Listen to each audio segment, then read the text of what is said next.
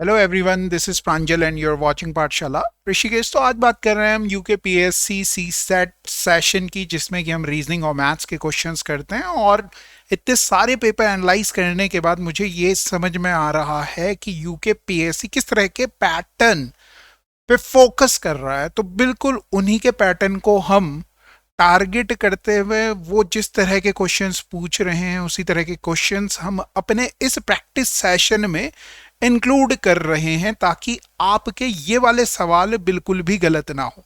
ठीक है, तो चलिए शुरुआत करते हैं पहले क्वेश्चन से। कुछ क्वेश्चंस मैं करूंगा और एक दो क्वेश्चंस आपके लिए जरूर रहेंगे, ताकि आपका प्रैक्टिस होते रहे। ये गलती बिल्कुल मत करना। एक दो बच्चों से मैंने उन्हें देखा और वो केवल क्या कर रहे हैं, वीडियो को देख रहे हैं। पेन पेपर साथ में लेके बैठिए, पेन और पेपर साथ में लेके बैठिए, और जो भी क्वेश्चंस हम कह रहे हैं उन्हें कीजिए जरूर। आप कर नहीं रहे हैं, करोगे नहीं तो भैया वहां पे क्वेश्चंस हिलेंगे नहीं। इस चीज का ध्यान रखना। Got it. चलिए शुरुआत करते हैं। पहला क्वेश्चन है व्हाट शुड बी, क्वेश्चन में कह रहा है what should be the next number in the following series. Following series का नेक्स्ट नंबर क्या होगा? तो अगर आप ऑब्जर्व करोगे तो 6 में 1 जोड़ा, फिर 2 जोड़ा, फिर 4 जोड़ा, फिर भैया कितना जोड़ लिया, 8 जोड़ा, फिर अगर ऑब्जर्व करोगे तो 16 ऐड किया। अब कितना ऐड करना चाहिए? तो आप कहेंगे सर 32 ऐड करना चाहिए। 32 जैसे ही इसमें ऐड करोगे तो 69 आंसर आ जाएगा। आप बोलेंगे बिल्कुल ठीक है, समझ में आ गई बात हमें। नेक्स्ट क्वेश्चन बिल्कुल इसी तरह से आपके लिए है। सीरीज का एक क्वेश्चन आना ही आना है। आना है तो आप जरूर कीजिए इस क्वेश्चन को, और इस क्वेश्चन को नाम दे दीजिए 143 ही नाम दे दो, और इसका आंसर कमेंट करके जरूर बताइए कि क्या आंसर आएगा। चलिए नेक्स्ट क्वेश्चन की तरफ चलते हैं। नेक्स्ट क्वेश्चन ये रहा आपकी स्क्रीन पे। Find the wrong number in the following series. कई बार क्या होता है, वो रॉन्ग नंबर पूछता है कि एक सीरीज देगा, उसमें गलत जो टर्म है, जो पद है, उसे बताना होता है। तो आपने क्या करना है, पहले ऑब्जर्व करना है कि किस तरह की ये सीरीज लिखी हुई है। जैसे कि मैं ऑब्जर्व कर पा रहा हूं कि ये जो सीरीज है ये 1, 8, 27, 64, 100, 216, 343 है। का मतलब हो गया ये सारे के सारे नंबर क्यूब हैं। किसके क्यूब है? 1 का क्यूब है, घन है, 2 का क्यूब है, 3 का क्यूब है 27, 4 का क्यूब है 64, 5 का क्यूब आना चाहिए था जो कि 125 होता है, वो नहीं लिखा हुआ, उसकी जगह 100 लिखा हुआ है। मतलब जो 100 लिखा हुआ है यही गलत लिखा हुआ है, तो यही आंसर हो जाएगा। ठीक है, ऐसे ही 6 का क्यूब होता है 216, और 7 का क्यूब होता है मेरे प्यारे बच्चों 343। तो आप बोलेंगे बिल्कुल सर सही, समझ में आ गया हमें कि ये सीरीज घन की सीरीज चल रही थी। नेक्स्ट क्वेश्चन आपके लिए है, इसे आप कमेंट कर सकते हैं। 144 का ए बी सी क्या आंसर आया वो जरूर बताइए हमें। ठीक है जी, रॉन्ग टर्म बतानी है। इस वाले क्वेश्चन में भी रॉन्ग टर्म बतानी है। नेक्स्ट क्वेश्चन की तरफ गए। नेक्स्ट क्वेश्चन है इंटरचेंज करता है, सिंबल्स को इंटरचेंज करता है। इस तरह का सवाल आना ही आना है, तो बार बार इंक्लूड कर रहा हूं। मैं करूं इससे पहले आप जरूर इस क्वेश्चन को करें। देखिए प्लस को किससे रिप्लेस कर रहा है? तो आपने कहा प्लस को मल्टीप्लाई से रिप्लेस कर रहा है। माइनस को किससे रिप्लेस कर रहा है? तो माइनस को प्लस से रिप्लेस कर रहा है 135। मल्टीप्लाई को डिवाइड से रिप्लेस कर रहा है 9, और डिवाइड को अगर ऑब्जर्व करोगे तो माइनस से रिप्लेस कर रहा है 70। अगर आप ऑब्जर्व करें तो सबसे पहले मैं बार बार आपसे कहता हूं कि बॉड मास लगाना है आपने। बॉड मास में भी अगर आप ऑब्जर्व करोगे तो डिवाइड है, मल्टीप्लाई है, प्लस है और माइनस है। तो सबसे पहले आप किसको सॉल्व करेंगे? डिवाइड को। फिर आप किसको सॉल्व करेंगे? मल्टीप्लाई को। फिर जो बच जाएगा उसके बीच में जो भी प्लस माइनस करना है उसे आप करने वाले हैं, ये आपको सबको पता है। ठीक है, 15 सत्ते 105 होता है। 15 एकम 15 और 10 जोड़ोगे तो 25 हो गया। ठीक है, और प्लस यहां देखोगे 9 से 135 को डिवाइड करोगे तो 15 आ गया। ये 270 आ जाएगा इन दोनों का सम। 255 और 15 जोड़ोगे 270 आ गया। 270 में से 70 घटाओगे मेरे प्यारे बच्चों तो आप कह देंगे सर 200 आंसर हो जाएगा। एक सवाल बहुत ही प्यारा सा सवाल है, घड़ी। बार बार ये क्वेश्चन मैं लिख रहा हूं, यूके पीएससी का बहुत ही फेवरेट सवाल है। थीटा है ना, घड़ी की कौन, दोनों सुइयों की, घंटे वाले और मिनट वाली सुई के बीच का जो कोण होता है वो होता है 11/2 मिनट माइनस 30 आर। आना ही आना है, बार बार इंक्लूड कर रहा हूं, डेली प्रैक्टिस करवा रहा हूं। ताकि आप इन क्वेश्चंस को गड़बड़ ना कर दें। और एक और चीज जो मैं बताऊंगा वो भी ध्यान में रखना, थीटा बराबर आ जाएगा 11/2। मिनट की वैल्यू अगर आप देखें तो आपको ये दे रखी है, मिनट की वैल्यू 30 -30, आर की वैल्यू देखेंगे तो 3 ही हो गया, मतलब ये तो 90 आ गया। 90 घटाना है, यहाँ देखोगे तो ये है 15, 15 गुणा गए 11 करोगे 165 आ गया। इन दोनों का डिफरेंस करोगे तो 75 आ जाएगा। ऑप्शन में है ही नहीं, नहीं है, मतलब यहाँ पे होना चाहिए था 75। ठीक है, 75 आंसर आ जाएगा। 30 या 90, बिल्कुल ठीक है, कोई दिक्कत नहीं है। नेक्स्ट क्वेश्चन आपके लिए है और आपने करना है कि कितना आएगा। ठीक है, 75 ये है ना लिखा हुआ, ठीक है 75 आ गया। नेक्स्ट क्वेश्चन आपके लिए है ये, यहाँ पर इसे जरूर करके देखिए, आपको ऐसा लगना चाहिए कि हाँ एक क्वेश्चन आपने किया और आपने सही आंसर निकाला। ये 4 ऑप्शंस में से 3:25 में घड़ी की मिनट वाली सुई और घंटे वाली सुई के बीच का कोण आपको बताना है, तो इस चीज का आपने बिल्कुल ध्यान रखना है, ऐसा आप इसे समझिए। ठीक है, अगला क्वेश्चन आ गया। अगर आप इसमें देखें घड़ी में समय दिख रहा है, इतना सही समय बताइए, तो सीधा सीधा मिरर इमेज बोल रहा है, इमेज बनी हुई है, वापस लेके आना है। फिर भी आप क्या करें, 11:60 में से घटा लें, 11:60 में से 5:10 को घटा लें। जैसे ही घटाओगे तो ये 50 आ गया। यहां देखोगे 11 में से 5 गया तो 6 आता है, 6:50 कहीं आंसर है, तो आपने कहा पहला ही ऑप्शन हो गया। एक चीज जो आपको करनी है, आपको यह बताना है कि 5:10 का मिरर इमेज तो हमें दी हुई है, आपको बताना है कि वाटर इमेज क्या होगी। बार बार पूछ रहा हूं, वाटर इमेज क्या होगी। इनमें से एक सवाल तो आना ही है, कमेंट करके बताइए। 146 में कहना कि इतना आ रहा है। ठीक है, अगला क्वेश्चन भी है वैसे जो आपके लिए है, जो आपने करना है वो है ये इस तरह से, 12:35 का वाटर इमेज बताइए, वाटर इमेज बताइए। तो जब भी आप लिखेंगे ना, तो आप कमेंट जब कर रहे हैं तो आप ऐसे लिखें 12:35 का वाटर इमेज, ऐसे करके लिख दो, क्या दिक्कत है। वाटर इमेज जितना भी आंसर है वो कमेंट में लिखो, ठीक है, ताकि क्रॉस चेक हो पाए कि आपने किसका आंसर बताया है। चलिए अगला क्वेश्चन देखा। डायरेक्शन का एक बहुत ही प्यारा सा सवाल है। अनीता, स्थान है ए से, मैंने स्थान ए ये बना लिया कि ये ए है, ए से 2 मीटर पश्चिम की ओर गई है। पश्चिम किधर होता है, तो ये पश्चिम होता है, 2 मीटर पश्चिम की ओर गई, वहां से दाएं मुड़ी, दाएं मोड़ लो भैया, और 3 मीटर चली, 3 मीटर चला लो, फिर बाएं मुड़ी, बाएं मुड़ा लो भैया, और 5 मीटर चला लो, बाएं मुड़ गई, 5 मीटर चल गई, अब फिर से बाएं मुड़ रही है और 3 मीटर चल रही है, मतलब इधर की तरफ आ रही है 3 मीटर। तो ये यहाँ पे पहुंच गई।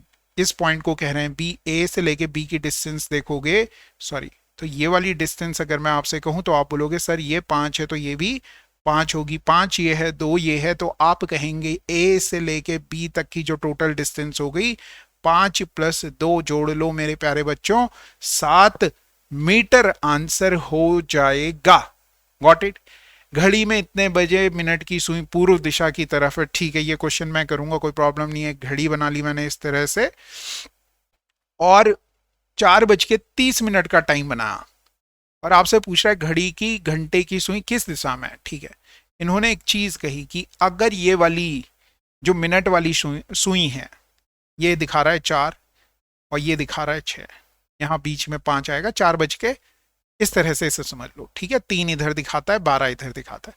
वो कह रहा है कि ये 6 की तरफ जो लिखा हुआ है ना, किसकी, मिनट वाली सुई जो है, वो कौन सी डायरेक्शन में, पूर्व में। अगर ये पूर्व है तो याद रखो, अगर ऐसा कभी भी कहीं घुमा दे, ठीक सामने पूर्व होता और पीठ पीछे है पश्चिम, तो पश्चिम आपका इधर हो जाएगा। आपने क्या करना है, क्वेश्चन में फेस अपना पूर्व की तरफ सोच लेना है। अगर आपने पूर्व की तरफ फेस कर लिया तो पश्चिम हो गया वो, उत्तर हो जाएगा इधर, सॉरी, उत्तर किधर हो जाएगा, समझो, पश्चिम तो इधर हो गया, उत्तर हो गया मेरे प्यारे बच्चों इधर, और इस दिशा में हो जाएगा दक्षिण। कैसे पता लगेगा कि दक्षिण इधर होगा, तो ठीक सामने मेरे मुझी को अगर आप देखें तो ठीक सामने पूरा होता, मेरा फेस इस डायरेक्शन में, तो मेरे लिए पूर्व ये है, पश्चिम मेरे पीछे, दाहिनी और मेरे दक्षिण, जो मेरी दाहिनी दिशा है, दायां हाथ उठाइए उस तरफ कर दीजिए दक्षिण, बोले तो साउथ, और लेफ्ट हैंड में कर दो अपने उत्तर। बस ये वाली बात याद रखनी है। आपसे पूछ रहा है कि घंटे वाली सुई, बोले तो ये वाली आवर जो हैंड है ये कौन सी डायरेक्शन में है, तो आप कहेंगे उत्तर पूर्व उत्तर पूरा वाला एक ही ऑप्शन है, तो उसे टिक कीजिए और आगे बढ़ जाइए। एक और क्वेश्चन आ गया, डायरेक्शन सेंस का है, बिल्कुल आपके लिए हमने ये क्वेश्चन छोड़ा है। आपने इस क्वेश्चन को करना है और बताना है कि क्या आंसर होने वाला है, और कमेंट जरूर कीजिए। देखो प्रैक्टिस हो रही है तुम्हारी, अगर नहीं करोगे ना एग्जाम में ऐसे क्वेश्चंस आएंगे, फिर याद करोगे मुझे कि यार सर ने कहा था कि बड़ा एक दो क्वेश्चन तो बना के देख ही ले, देखने देखने से नहीं होगा। कैलेंडर का क्वेश्चन है कि 15 जुलाई 2012 को रविवार है, 15 जुलाई 2012 को क्या है, संडे है। आपने बोला ठीक है, कब का पूछ रहे हैं भैया, आपने कहा 15 जुलाई, ठीक है 15 जुलाई तो ठीक है, 2008 का पूछ रहे हैं, बैक डेट का पूछ रहे हैं। आप डायरेक्टली कैसे कर सकते हो, 2012 से 2008 को घटाओ, कितने साल पीछे जाने हैं, मतलब 4 साल पीछे जाने। एक और चीज इसमें ये देखो कि इस ड्यूरेशन में कितने लीप ईयर आ रहे हैं। तो आपने बोला 2008 लीप ईयर है, मगर क्या इस ड्यूरेशन में 2008 की 29 फरवरी आएगी, आप बोलेंगे नहीं आएगी। 2012 की 29 फरवरी आएगी, तो आपने बोला हाँ 29 फरवरी 2012 तो आएगी, लेकिन 29 फरवरी 2008 इस ड्यूरेशन में नहीं आएगी। ठीक है, तो 4 तो ये होगा, और जितने लीप ईयर हैं उतना और ऐड करना है, तो 5, क्योंकि पीछे जा रहे हैं, 12 से किधर जा रहे हैं, 8 की तरफ जा रहे हैं, तो पास्ट में जा रहे हैं। पीछे जाने का मतलब पास्ट में जा रहे हैं, भूतकाल में जा रहे हैं। अगर आप भूतकाल में जा रहे हो ना, तो क्या करोगे, 5 पीछे जाओगे, 5 पीछे जाओ या 2 आगे जाओ। 2 क्यों आगे जाओ, क्योंकि हफ्ते में 7 ही दिन होते हैं। 5 दिन पीछे जाओ या 2, 5 दिन पीछे या 2 दिन आगे, 4 दिन पीछे या 3 दिन आगे, ठीक है, 6 दिन पीछे या 1 दिन आगे। तो आपको समझ में आ रहा है 2 दिन हमें किधर चलना चाहिए, आगे चलना चाहिए। क्या पता था हमें, रविवार पता था, रविवार से आगे गिनते हैं मंडे एंड ट्यूसडे। ट्यूसडे वाला केवल और केवल एक ही ऑप्शन है, टिक कीजिए और मेरे प्यारे बच्चों आगे बढ़ जाइए। अगला क्वेश्चन बहुत ही प्यारा सा लिखा हुआ है, बार बार मैं कह रहा हूं कि कोडिंग एंड डिकोडिंग के ये वाली मेरी लाइन जो है इसे मार्क कर लेना, अगर आपको क्वालिफाई करना है ये पेपर, तो कोडिंग डिकोडिंग के 6 से 10 क्वेश्चन, इसके बीच में क्वेश्चंस आपको कोडिंग डिकोडिंग के मिलेंगे। अगर आपको कोडिंग डिकोडिंग नहीं आती तो एक बार डिस्क्रिप्शन में जाके आप कोडिंग डिकोडिंग के क्वेश्चंस की प्रैक्टिस कर सकते हो। उन क्वेश्चन को कर लोगे, थोड़ा कॉन्फिडेंस आ जाएगा। 6 से 10 क्वेश्चन एक ही टॉपिक से मिलेंगे, तो और क्या ही चाहिए तुम्हें। ठीक है, क्वेश्चन को देखो, प्राइवेट को लिख रहे हैं, रिस्क को बोल रहा है दिया हुआ है, और रिवेट्स को कह रहे हैं, क्या कहेंगे। तो अगर आप ऑब्जर्व करें तो आपने देखा जो आर है, आई है, वी है, उन्हीं लेटर्स को यूज करके रिवेट बन रहा है। रिवेट में जो लेटर है ना, वो यही लेटर्स हैं, तो डायरेक्टली कोड कर रहा है। आर आई के लिए ऑब्जर्व करो तो आर आई के लिए 2 3 लिख रहा है। 2 3 वाले कितने ऑप्शन है, 1 ऑप्शन, 2 ऑप्शन, 3 ऑप्शन, ये तो बिल्कुल बाहर हो गया।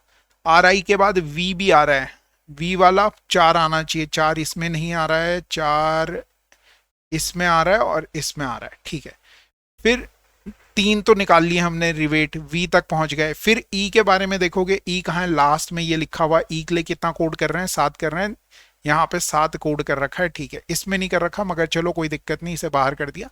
वैसे तो ये नहीं है, यही आंसर हो जाएगा। फिर आगे भी देख लेते हैं। टी के लिए देखो जी, टी के लिए दूसरा 6 आ रहा है, 6 आ गया। और फिर एस के लिए ऑब्जर्व करोगे तो एस के लिए ये है, एस के लिए 9 कोड कर रहे हैं। आपने बोला बिल्कुल सर, आपने पूरा का पूरा चेक करवा दिया कि कैसे हमने ये चेक करना है। सेशन कैसे लग रहा है कमेंट करके जरूर बताइए, लाइक करें ना करें, मगर सेशन के बारे में जरूर बताइए, और किस तरह के क्वेश्चंस आपको डर लग रहा है ये जरूर बताइएगा। ठीक है, मैं वो सारे क्वेश्चंस इंक्लूड करने की कोशिश कर रहा हूँ ना जो करके ना आपके नंबर बढ़ने। अगर नंबर बढ़ सकते हैं तो बढ़ा लो भैया, है ना, बढ़ाने का मतलब क्वालिफाई कर लो ये।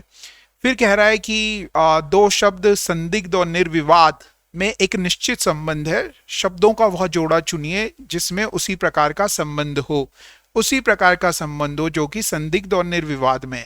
अगर इन दोनों को देखोगे तो एक दूसरे के विलोम है। संदिग्ध का मतलब शक होना, शक, और निर्विवाद का मतलब कोई शक नहीं, कोई शक नहीं, कोई शक नहीं, है ना। तो उल्टा ही तो है वो, उसका लिखा हुआ बहुत ही ज्यादा भयानक है।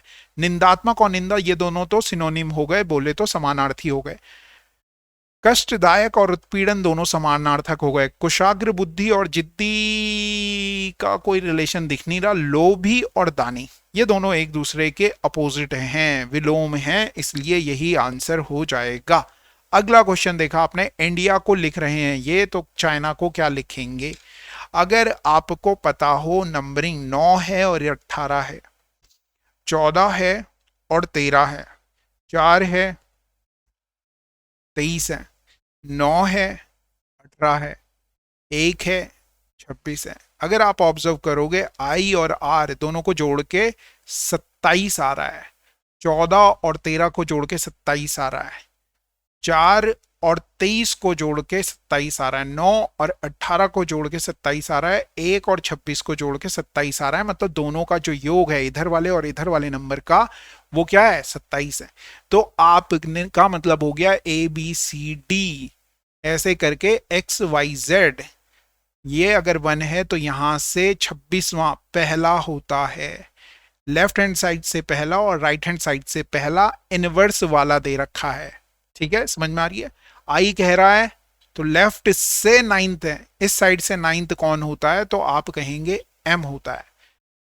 ठीक है, आई है तो आर होता है, सॉरी आर होता है। तो इस तरह से आपने इसे ऑब्जर्व कर लिया। ऐसी चाइना है, 3 है, 3 है, 8 है, 9 है, 14 है, 1 है, तो 3 में कितना जोड़ें कि 27 हो जाए? आप बोलेंगे 24। 8 में कितना जोड़ें कि 27 हो जाए? 19। 9 में कितना जोड़ें कि 27 हो जाए? 18।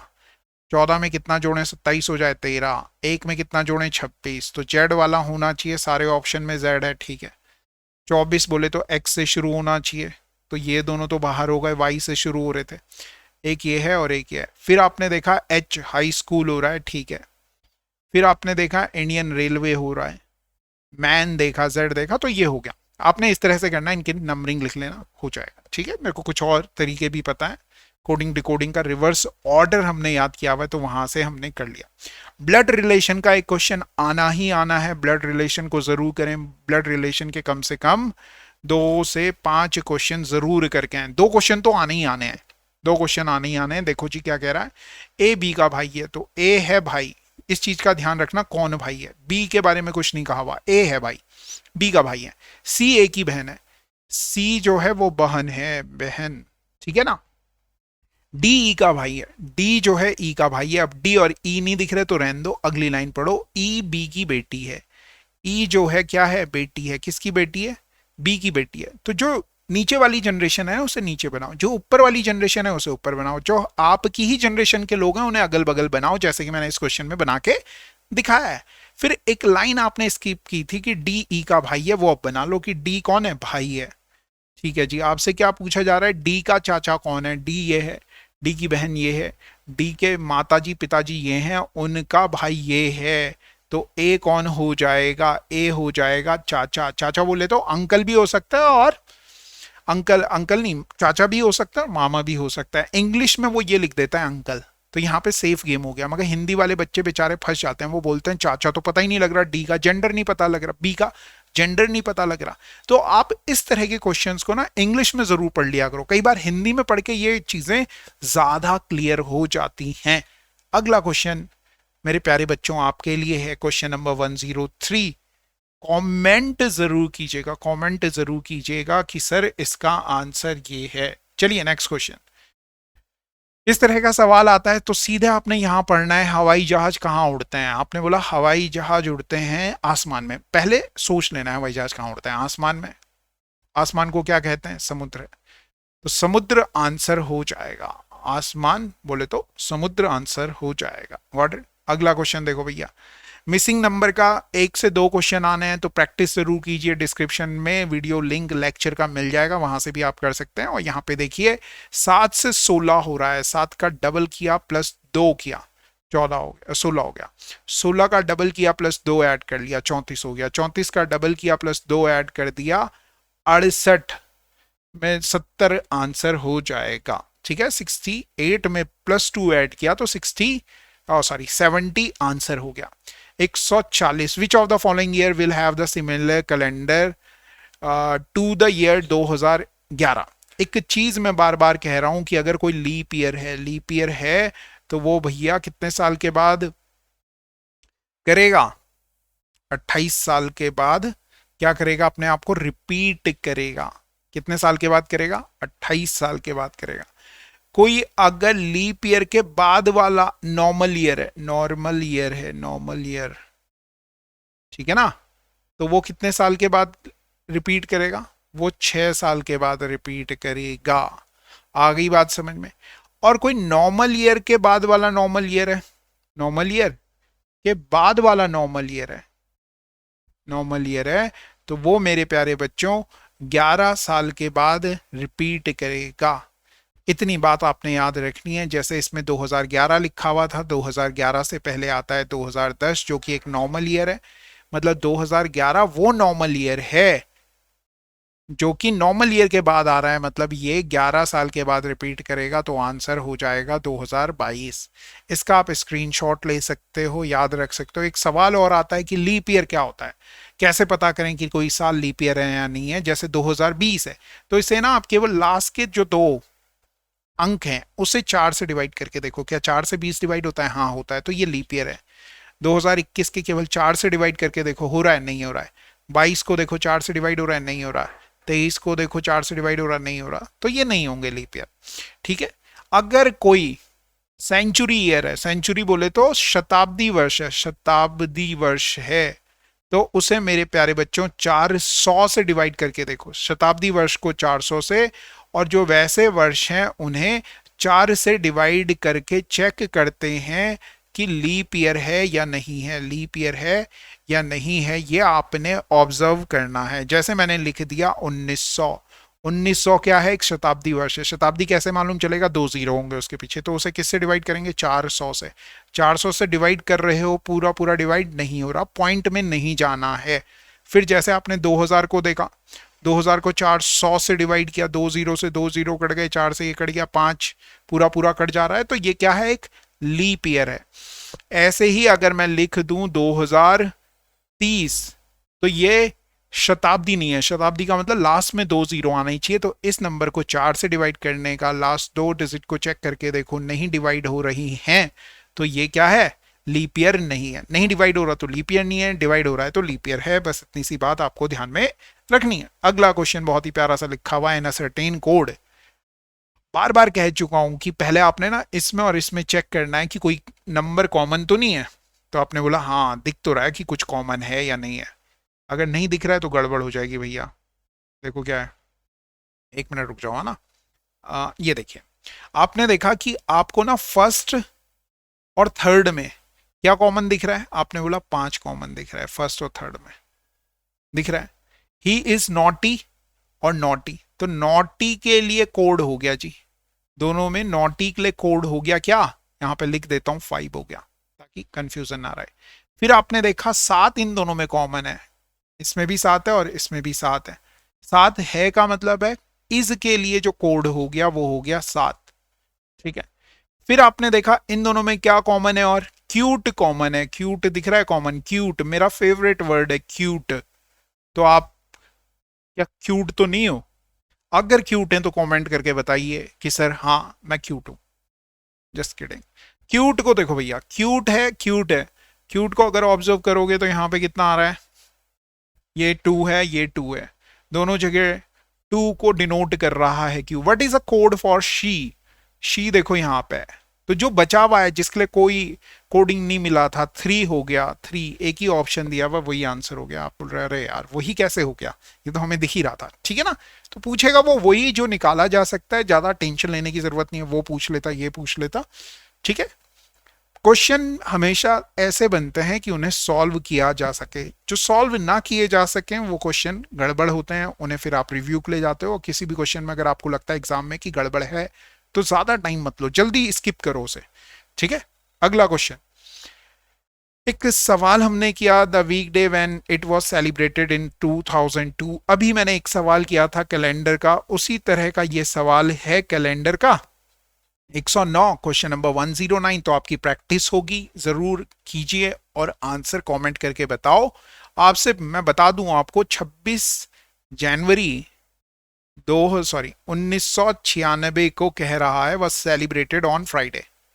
फ्राइडे को, और आपसे पूछ रहा है name the weekday when it was celebrated in 2002। 2002 में 26 जनवरी किस दिन सेलिब्रेट किया गया, ये पूछा जा रहा है। ये चार ऑप्शन है, कमेंट कीजिए और आंसर बताइए। अभी एक क्वेश्चन मैंने कैलकुलेट करके भी बताया था, ठीक है। एक और क्वेश्चन है, Kailash, Govind, Harinder are intelligent, Kailash, Rajesh and Jitendra are hard working. तो आप ना इस तरह के क्वेश्चंस में ना ऐसे बना सकते हो, कैलाश, कैलाश, गोविंद, हरिंदर, अच्छे नाम है, Rajesh, name is always good, Jitendra, ऐसे लिख लो, ज्यादा दिमाग नहीं लगाना पड़ेगा। जितेंद्र, फिर राजेश हो गया, हरिंदर हो गया, कैलाश हो गया, गोविंद हो गया, ठीक है, जितेंद्र, सारे लोग आ गए, ओके। ऐसे करके मैंने बना लिया, ठीक है। और दो ही कैटेगरी हैं, दो कैटेगरी हैं, एक तो इंटेलिजेंस की है और एक हार्ड वर्किंग की है। और कोई कैटेगरी मुझे दिख नहीं रही हार्ड वर्किंग। ऑनेस्ट भी है, ओके, ऑनेस्ट भी एक कैटेगरी है, ऑनेस्ट, ऑनेस्ट भी एक कैटेगरी मुझे दिख रही है। एम्बिशियस भी दिख रही है। अरे भैया क्वेश्चन तो हमने पढ़ा ही नहीं है, कोई दिक्कत नहीं, क्वेश्चन नहीं पढ़ा, मगर आपने ऐसे बना लेना है, एम्बिशियस लिख लिया तो आपको इस तरह के क्वेश्चंस में दिक्कत नहीं होगी, ठीक है। एम्बिशियस होगा। अब आपसे कह रहा है कैलाश, गोविंद और हरिंदर आर इंटेलिजेंट। कैलाश भी इंटेलिजेंट है, गोविंद भी इंटेलिजेंट है और हरिंदर भी इंटेलिजेंट है। कैलाश, राजेश, अब देखो कैलाश, राजेश और Jitendra are hard working. Kailash, Rajesh and Jitendra, तीन लोग मिल गए हमें जो हार्ड वर्किंग है। फिर कह रहा है कि राजेश, हरिंदर, राजेश, हरिंदर एंड जितेंद्र, अच्छा ये लास्ट के तीन, ये तीनों ऑनेस्ट हैं। आपने बोला ओके। फिर आपको कह रहा है कि Kailash, Govind and Jitendra. Where is Kailash? Kailash, Govind, Kailash, Govind and Jitendra. Jitendra बोले तो लास्ट वाला आदमी। ये तीन लोग क्या है? एम्बिशियस है।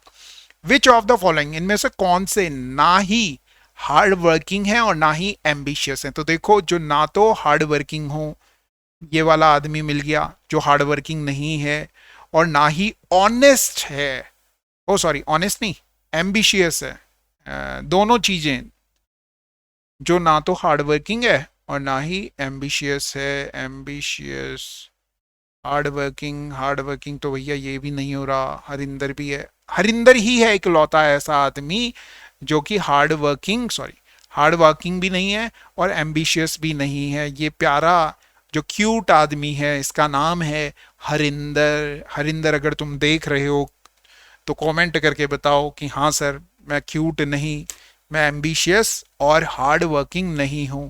अगर नहीं हो तो हो जाओ यार, क्या दिक्कत है। चलिए नेक्स्ट क्वेश्चन की तरफ चले। बहुत ही प्यारा सा लिखा हुआ है, हिंदी नहीं कर पाए इसकी, कोई दिक्कत नहीं, घबराना नहीं। क्वेश्चन में कह रहा है in a row of girls Kanta is 12 from the left and Kirti is 8 from the right. भैया जो कांता है, कांता जो है वो 12th है। कहां से 12th है? लेफ्ट से 12th है। और जो कीर्ति है, कीर्ति, कृति, कीर्ति, कीर्ति, हाँ, वो 8th है। कहां से 8th है भैया? राइट हैंड साइड से 8th है। If they interchange their seats, अगर वो दोनों अपनी सीड्स इंटरचेंज कर दें तो कांता बिकेम 15। कांता अब कहां पहुंच जाएगी? यहां पहुंचेगी, नहीं पहुंचेगी, सीट इंटरचेंज कर दी, कांता अब कीर्ति की जगह आ गई। उसकी जो पोजीशन है 15th है। कहां से है 15th? लेफ्ट हैंड साइड से है। How many girls are there in the row?